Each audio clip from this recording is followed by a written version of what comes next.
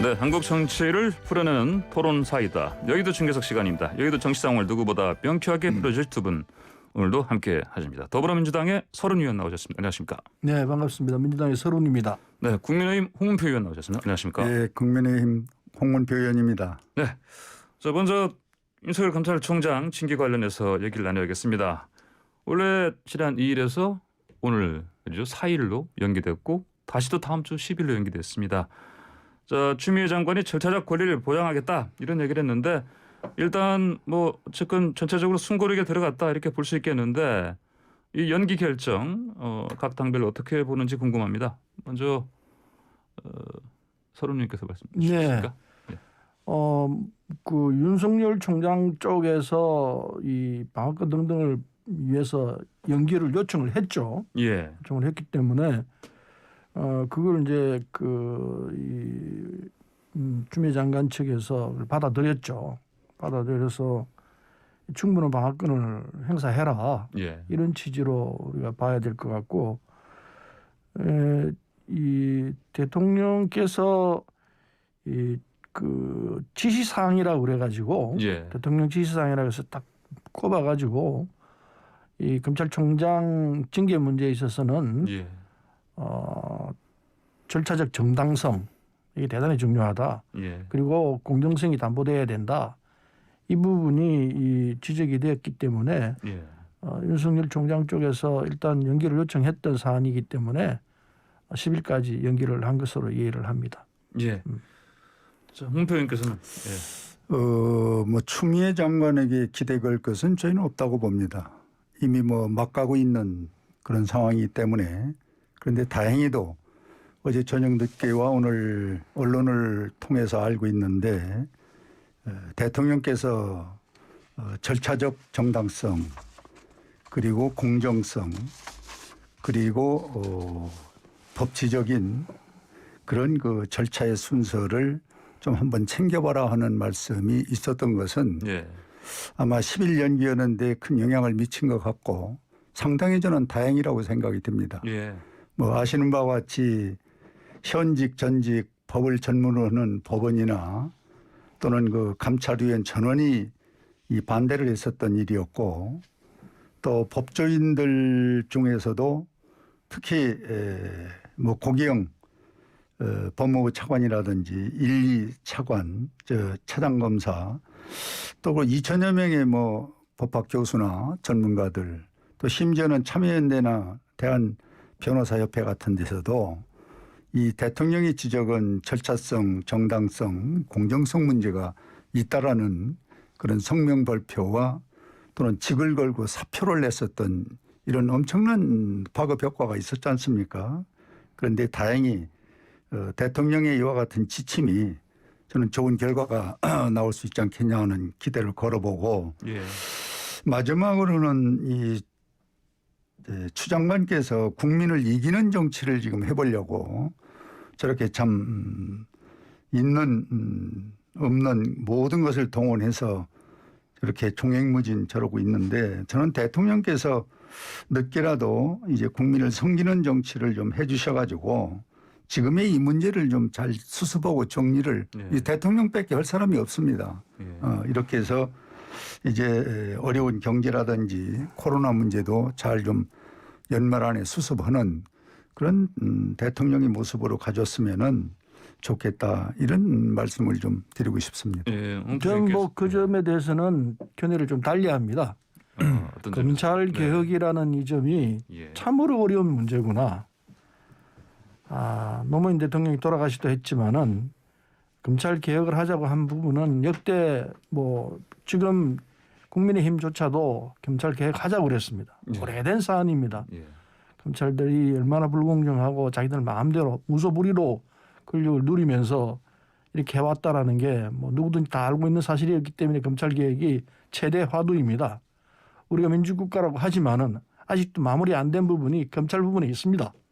검찰이 누리고 있는 이 무소불위의 권한을 정리하지 않으면은 대한민국이 정말 민주국가로 간다고 할 수 있느냐? 저는 거기에 대해서 동의합니다. 그래서 검찰 개혁이 필요한데 검찰이 자기들 힘을 빼기 위해서 이 정부가 나섰다. 추미애 장관을 이슈로 한 정부가 나섰다 그래서 온 힘으로 저항하고 있다고 생각합니다. 뭐 어떻게 보면 당연하다고 생각할 수 있죠. 자기 권한을 뺏어간다고 그러니까. 그래서 나타나는 현상인데 그러나 아무리 그렇더라도 절차와 과정은 정당해야 되는데 예. 이 과정에서 약간의 불찰이 있었다고 생각합니다. 그래서 대통령께서 그런 부분을 지적했던 것 같고 그러나 저는 그렇게 생각합니다. 사필 규정이라고 생각합니다. 반드시 이런 바른 방향으로 돌아간다 생각하기 때문에 이 검찰개혁은 아니할 수 없다고 생각하고 반드시 될 것이라 생각합니다. 지금 뭐 그 얘기 뭐 별로 저와 다른 게 없는데 대통령의 절차적 문제, 정당성 문제, 공정성 문제, 법치적성 문제는 이 검찰 개혁의 기본입니다. 바로 이걸 무시하면서 검찰 개혁을 하라는 건 아니거든요. 그래서 저희 당도 마찬가지고 저 개인적으로도 검찰은 개혁이 돼야 됩니다. 예. 되는데 어떤 원칙이냐? 방금 얘기한 그 세 가지, 네 가지 원칙을 지키면서 검찰 개혁을 하라는 거거든요. 예. 그래서 대통령께서도 늦게나마 그런 것을 지침을 주어서 연기가 돼서 그 안에 또 뭐 적당한 그 검토를 했습니다마는 참 저는 다행스러라고 생각하는 거는 이 검찰 개혁도 원칙이 있어야하는 거거든요. 예. 자, 지금 검찰개혁 말씀하셨는데 저희 출발사 아침 오늘 4부에서 그 기획 특집으로 다시 검찰 개혁을 논한다 이런 시리즈를 준비하고 있습니다. 청취자 여러분 4부까지 계속해서 채널 바꾸지 마시고 들어주시길 부탁드리겠습니다.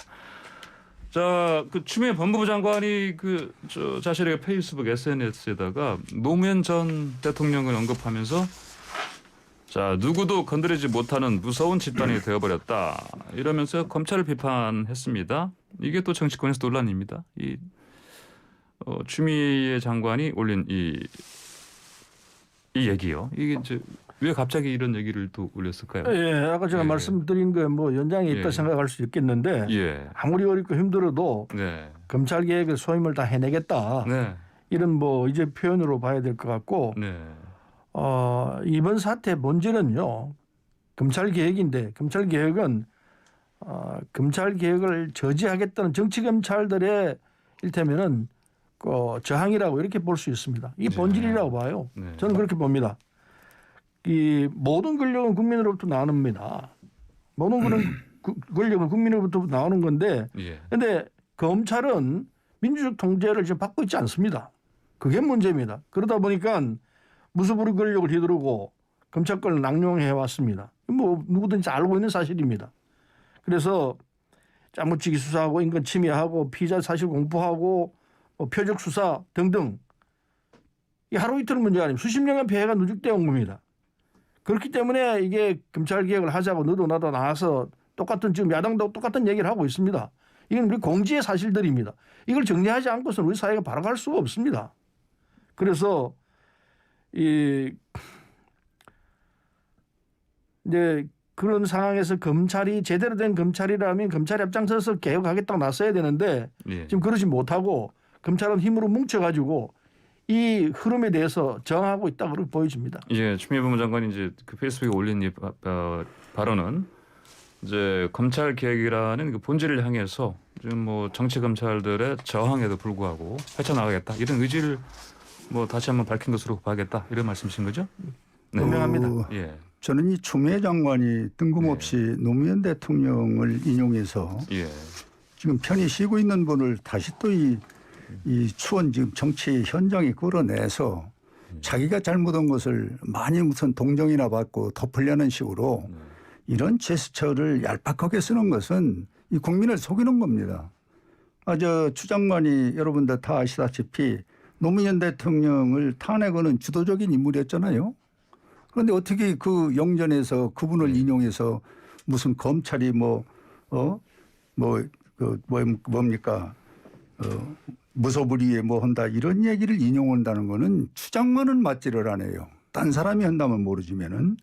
그래서 저는 이렇게 노무현 대통령까지 인용해서 하는 것은 그분의 지금 늦게라도 참 미안한 생각이 있다면은 딴 어떤 정치적 행동을 해야지 여기다 노무현 대통령을 또 끄서 이 정치판에서 뭔가 동정을 받기 위해서 그러는 것은 노무현 대통령뿐만 저는, 아닙니다. 이낙연 대표의 이 부실장했던 사람이 가서 자살을 했습니다. 이 얘기를 들어보세요. 그래서 어제 이렇게 정도의 어떤 정치를 좀 늦게라도 해주길 바라는데 자기 잘못을 노무현 대통령 지금 편히 쉬고 있는 분을 또 끌어내서 그걸 인용해서 정치판에 같이 흔들려고 하는 거는 저는 이 추 장관이야말로 참말로 추원 정치를 하고 있다. 그래서 저는 이 검찰의 개혁은 당연히 해야 됩니다.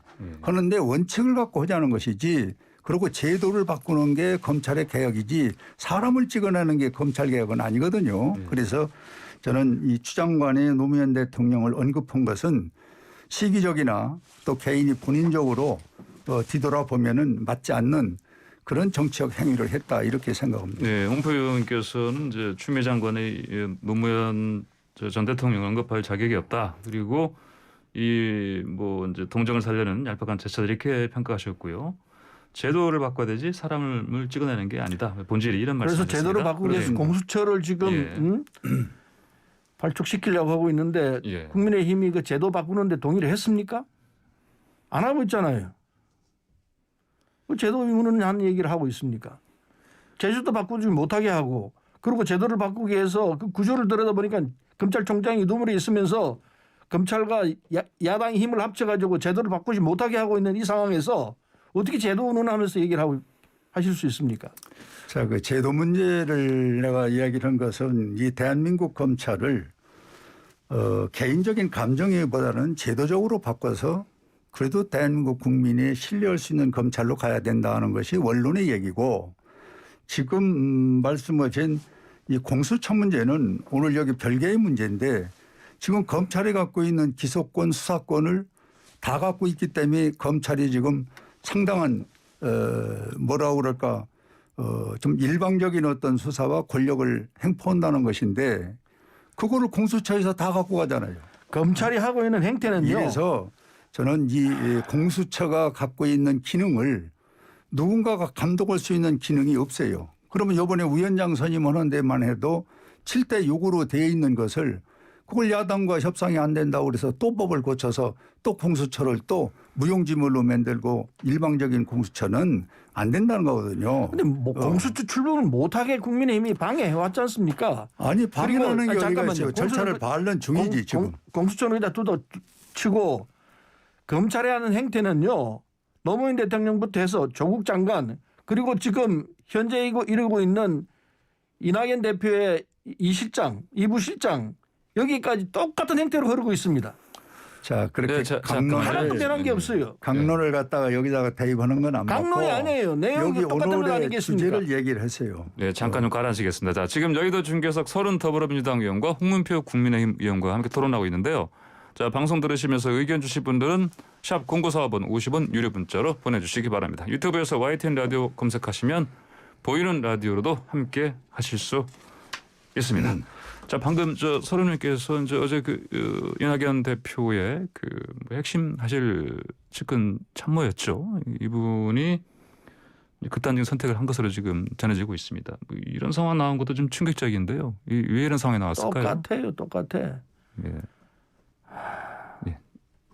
서른께서 개인적으로 아시는 분일 텐데. 검찰이 지나치게 참으로 지나치게 잔인하게 이 상황을 파헤치고 있어요. 예. 그래서 이런 결과가 나왔다고 저는 알고 있습니다. 어쨌든 검찰의 행태는 하나도 안 바뀌었어요. 노무현 대통령 그 시절이나 지금이나 하나도 바뀐 게 없이.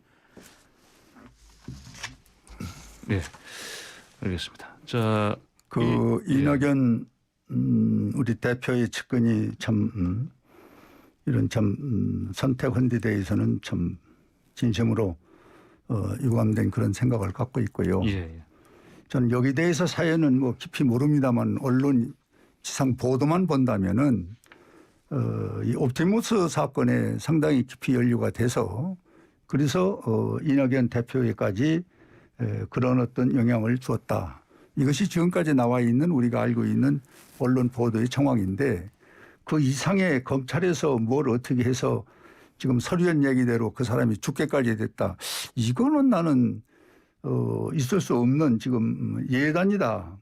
왜 그러냐면은 아무리 지금 이 검찰이 지금 불신을 받고 있다 하더라도 이 지금 또렷이 나와 있는 옵티머스의 사건 이거를 그 이상 일반인이나 또는 민주당에서 아는 사람이 있습니까? 이거는 우리가 언론과 그리고 양쪽에서 나오는 걸 보는데 이낙연 대표는 여기 대해서 침묵을 지키고 있으니까 더 이상 우리가 알 길이 없어요. 그리고 죽음이라는 건 극단적인 선택이기 때문에 참 안타까운 일이고 좀 뭔가 우리가 저렇게 해서는 안 되는 데는 안타까운 생각을 갖는데 자, 제가 말씀을 드리겠습니다. 아니 문제는 내일 끝날게요. 문제는 옵티머스라는 이 엄청난 이 사기 사건에 이 이낙연 대표의 측근이 연루가 돼서 이런 극단적인 선택을 했다. 이거 외에 아는 사람이 누가 있습니까? 이거 나머지는 이제 예측이고 추측이고 예단인데 그렇게 예단을 검찰에서 뭘 어떻게 해서 이 사람이 죽었다 이렇게까지는 얘기하는 것은 지나친단 예단이라고 보는 거예요. 예, 자, 좀 지켜볼 일입니다. 검찰이 네. 지금까지 예. 어떤 수사를 어떻게 했기 때문에 사람을 이렇게 죽이는 결과가 나옵니까? 한두 자, 분이 아니지 않습니까? 예, 예. 자, 검찰 여기도- 행태를 예. 모릅니까? 예. 그건 죄가 있으니까 이런 상황으로 가는 거지. 죄가 있으면 죄를 물어야지. 왜 사람을 그냥 아니 죽을 지경으로 몰아넣어요? 본인이 사망한 문제를 왜 자꾸 딴 데다 돌립니까? 자, 예. 옵티머스 사건이 아니라 복사기 대여 관계해서 11만 원씩 한 달에 11만 원씩 내도록 돼 있는데 이걸 제대로 기재를 못했어요. 그래서 이거를 그렇게 난 거예요. 어쨌든 우리가 알고 있는 거는 55만 원인가 그래요. 선거에 여러 가지 자금과 그리고 거기에 대한 기물을 제공했다. 이것까지는 지금 나와 있는 거 아닙니까? 또 본인도 그거를 55만 시인해서 원을 나왔고. 기록을 제대로 못해가지고 이 사안이 난 겁니다. 자, 두 분의 토론요. 선거 잠시 관련해서 뒤- 자, 홍 의원님, 자, 선 고발한 의원님. 내용을 한번 예. 보세요. 자, 내가 자. 얘기한 그게 거의 다 들어 있습니다. 예, 선거 잠시 관련해서. 자, 제가 광고 말한 좀 게 전부 다예요. 예, 광고 잠깐 듣고 다시 돌아와서 토론 이어가겠습니다.